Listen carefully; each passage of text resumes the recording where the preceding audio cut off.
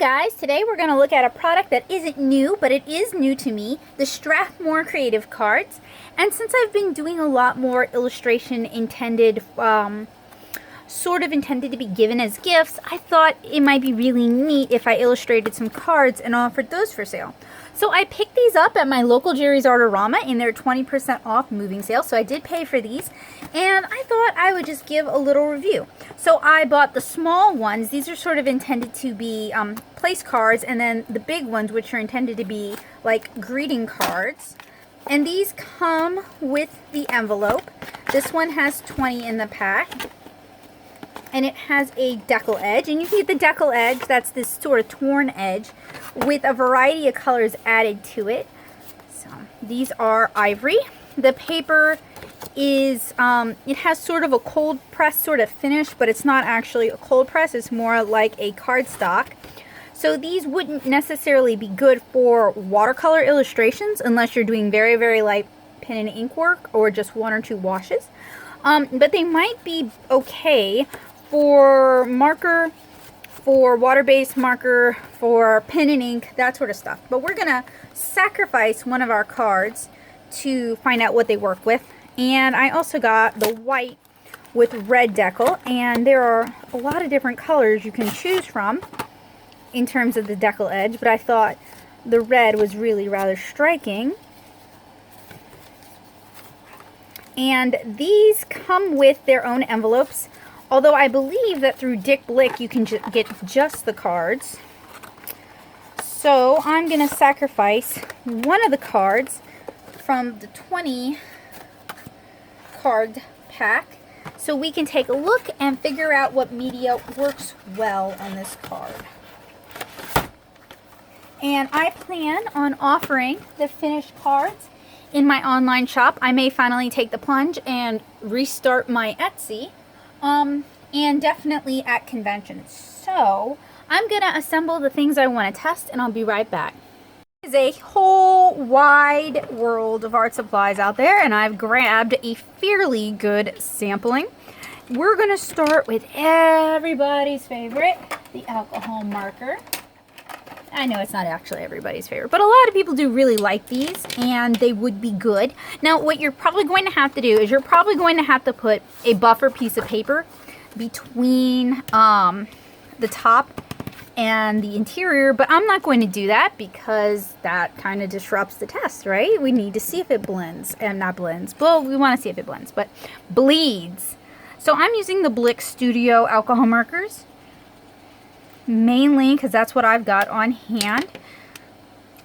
I've also got some Copics, but these will perform very similarly. So it is a bit like working on a thirsty watercolor paper. Decent blending.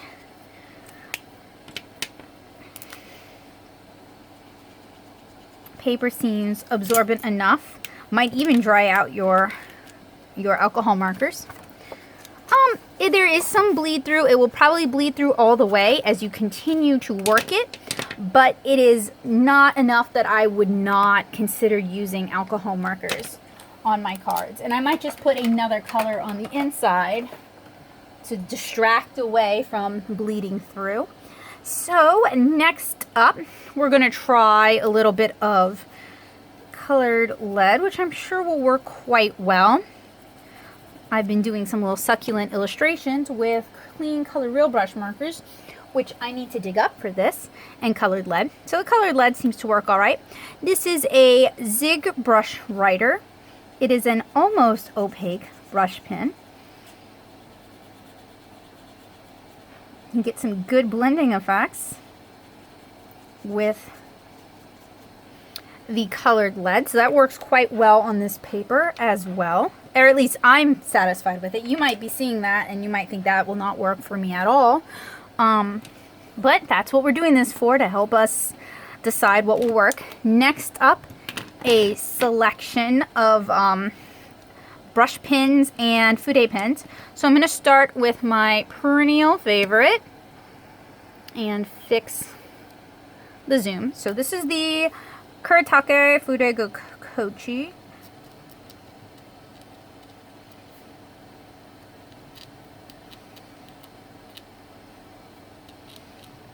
Misspelled the heck out of that.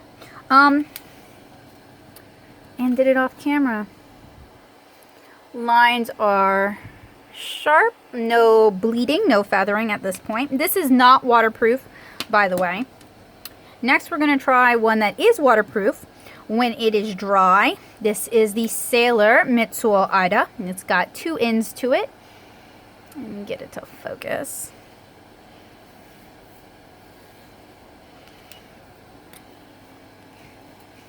And this one is dying, so I'm going to have to toss it. Let's try another one. Okay, so it has a texture, so it's a little likely to dry brush, but that's not a problem. It's just something to know. And we're going to try the Sakura Pigma FB. And the Sakura Pigma, like these, are available in 3 sizes. And this is waterproof and alcohol marker proof when dry. Alright, now we're going to try a couple of brush pens. This is a Sailor brush pen. Fairly prone to dry brushing. Could be used for some interesting effects.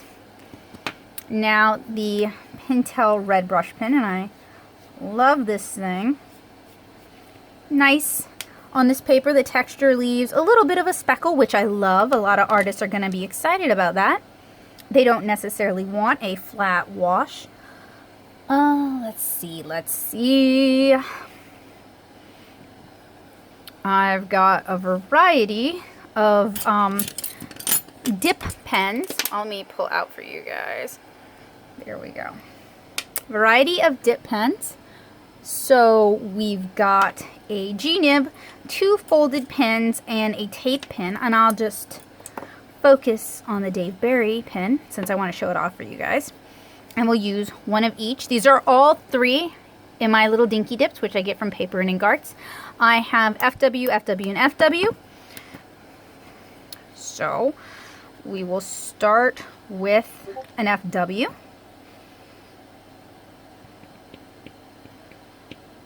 And I need to refill this. I've lost a lot of ink due to evaporation.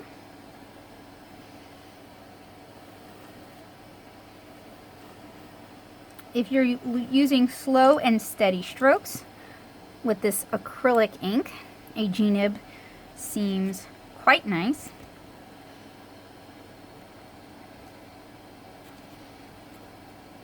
Not cutting the paper, no feathering, no bleeding. So that's good. The G-nib would be the one to do it.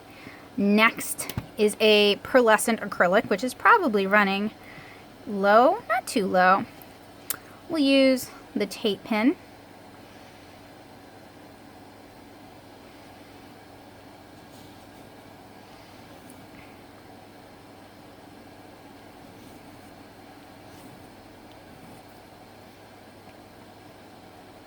Not getting quite a good dip on this,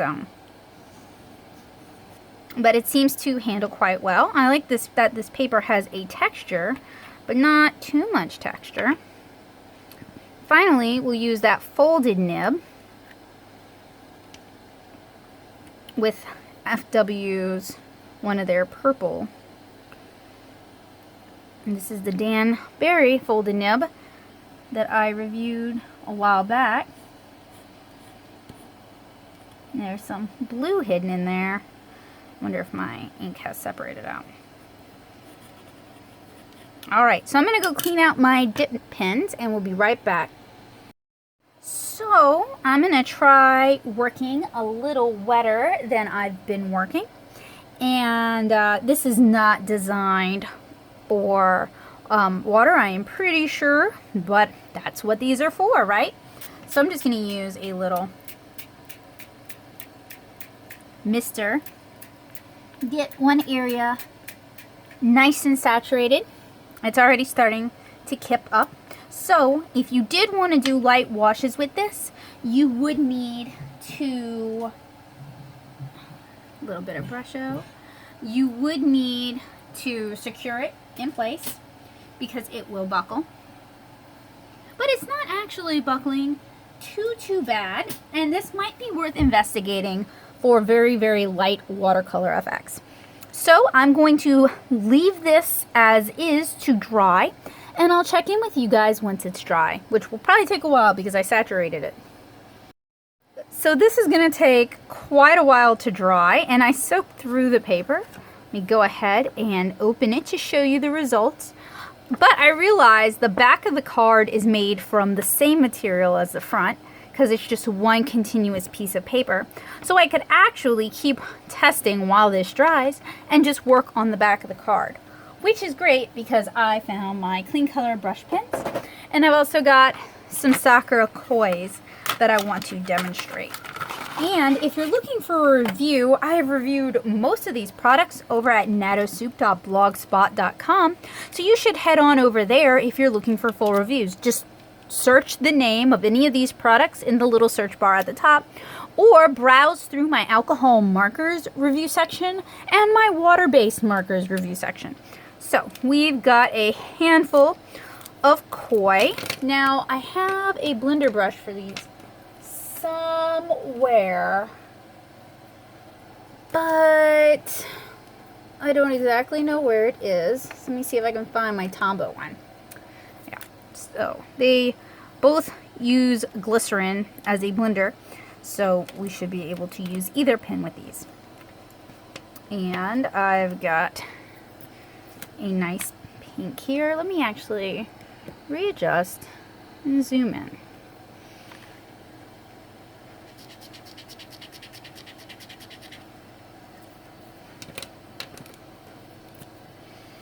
And I'm actually going to try and tear up the paper, because with water-based markers, you can, if you don't let enough time pass between layers, you can start tearing up the paper, which is exactly what I've done with these koi. Let me see if I can get it to show. It starts to pill, which is one of the reasons why people don't really like water-based markers. But water-based markers can be great as long as you're patient and you're working on a good paper. And these blend decently well on this Strathmore paper. And I'm also going to grab oh wait, you know what? Let's try another one with a blue and try to blend it out with, actually, let's go with the chartreuse. So start within the color, work our way out. Now, if you really have a problem with pilling, I really recommend you give the Zig Clean Color Real brushes a try, because they have individual bristles, so they're less likely to tear up your paper. Of course, it takes much longer to fill an area with color. You can also use the koi and the real brushes interchangeably. The blending effect is a little bit more like watercolor, though, with the real brushes. So they seem to perform pretty well on this paper. Let's start with a koi. And then, as though we were doing cheeks. So you can use them interchangeably in case you have a smaller collection.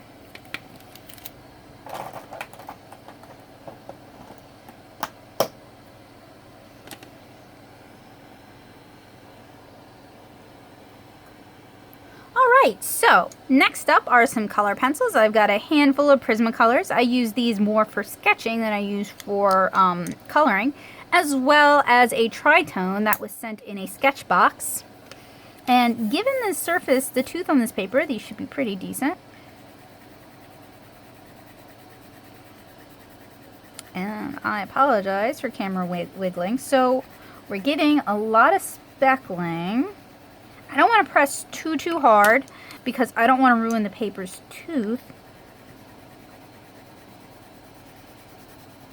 And I know I have a blender. I have a couple of different types of blenders, actually. I have a burnisher and a blender. So we're going to start with the blender. And this is a Derwent blender, so it doesn't actually go with the Prismacolors, but it should work. Okay, blender is working quite nicely to help smooth out those speckles. A burnisher actually pushes down the paper surface rather than putting a layer of wax on the paper surface the way the blender will. burnisher tends to be for your final layers because you can't easily apply more color on top of burnished paper. But then again, you can use a matte spray fixative and add a new surface to your card. And then we're going to try the tritone, which some have referred to as a children's toy or a kid's art supply. I don't necessarily feel that way, but I do see it as a novelty. It doesn't have much of a place in my studio. Mostly because the colors are just too inconsistent. It's hard for me to get what I want out of it. Anyway, this card does seem to take color pencil fairly well. Let's see.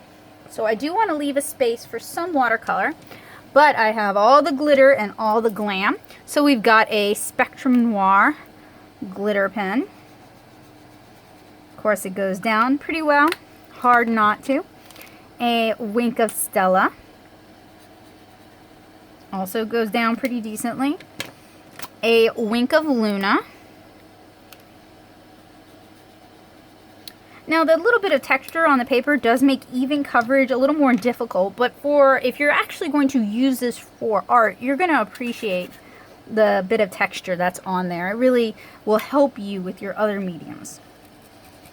Here's a little spot Wink of Stella, works well. Now we've got a bunch of jelly rolls. Oh, they go down really nicely on this paper.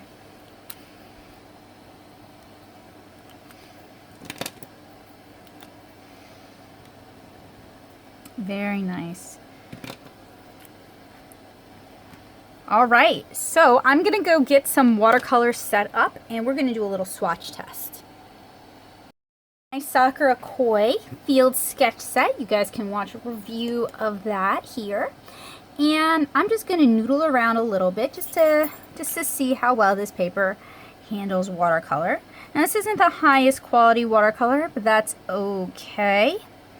We don't need the highest quality for this to work. We're going to test a couple of things. Now, you guys saw me spritz the paper and apply some Brusho.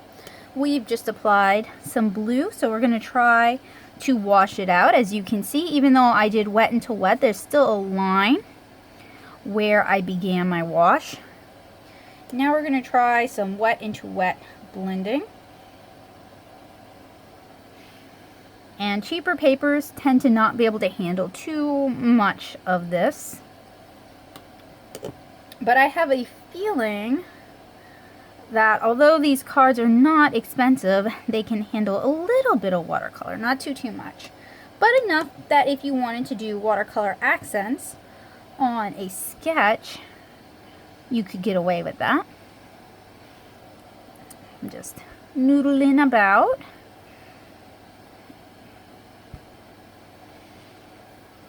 And it seems to handle the watercolor okay, but to be honest, we need to let this dry and then try to apply color on top of it and see if it sloughs off. Is that papers like this are not actually that absorbent, and it's going to take longer for the water to evaporate because it can't sink down into the paper, so it's pretty much all just kind of staying towards the top. That said, I'm going to still try to paint another layer on top of it. And I am getting a little bit of movement from the past layer because it wasn't fully dry.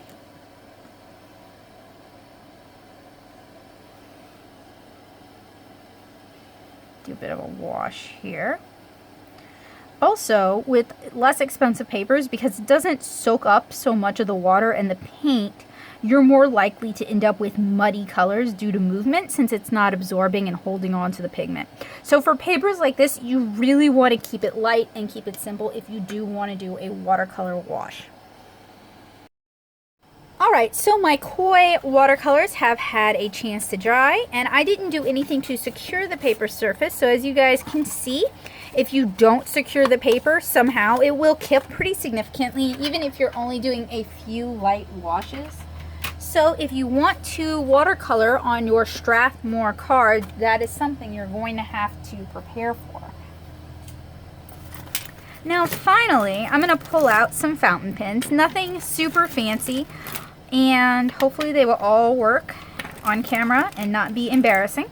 And we're going to see just how fountain pen safe this paper is, because that is another consideration that many people will take. They would like to be able to use fountain pens on their cards.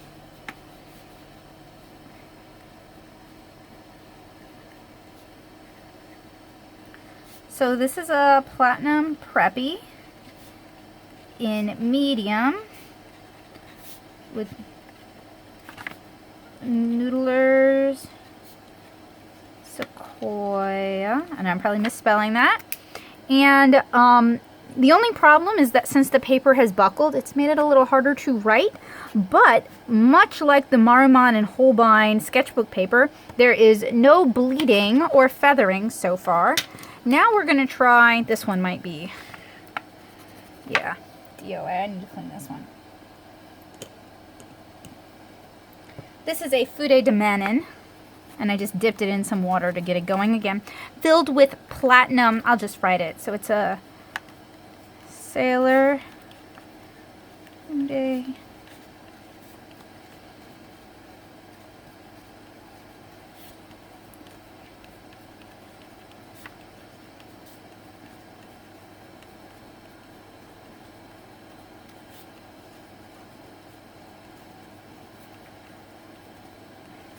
And Platinum Carbon Black is a pigment-based ink for fountain pens that was originally formulated for brush pens, so no feathering, no bleeding as well. All right, so Pilot Varsity. Let's see if I get this to work.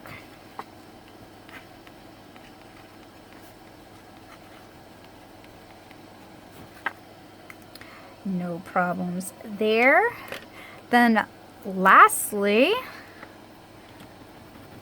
we have a Pilot Petite 1, which is filled with one of the Iroshizuku inks.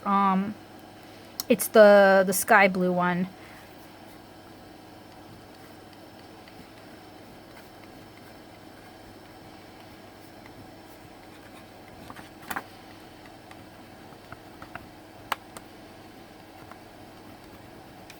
And the only writing problem I'm really having is because the paper has sort of buckled.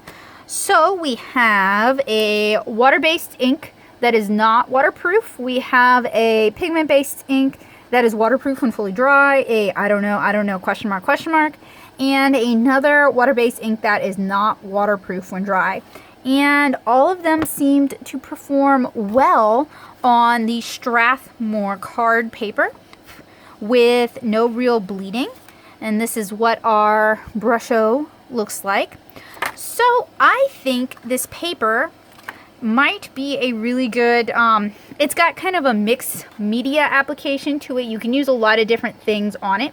There is still one more thing I'd like to try, and I'll just flip it up. And that would be Derwent Inktense watercolor paper. Watercolor pencils, my mistake. I don't really use a lot of color pencils, like I said earlier, but I do use some watercolor pencils fairly frequently in my 7-inch Cara pages. So we just used a Caran d'Ache Super Color and an Inktense. And I need to find a water brush.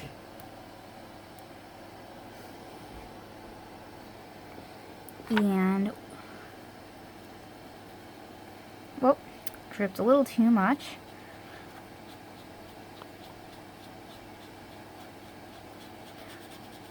But this might be good to do a light wash. Of course it's going to buckle because we haven't secured it. And I also have some homemade brush pens filled with fountain pen ink, so I thought, why not? Although they need to be cleaned and reactivated. So Emerald of Chivor,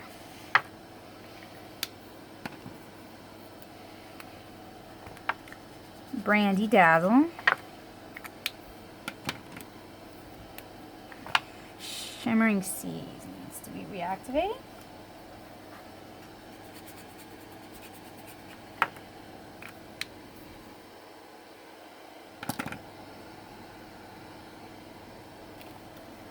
and a bunch of J. Urban inks.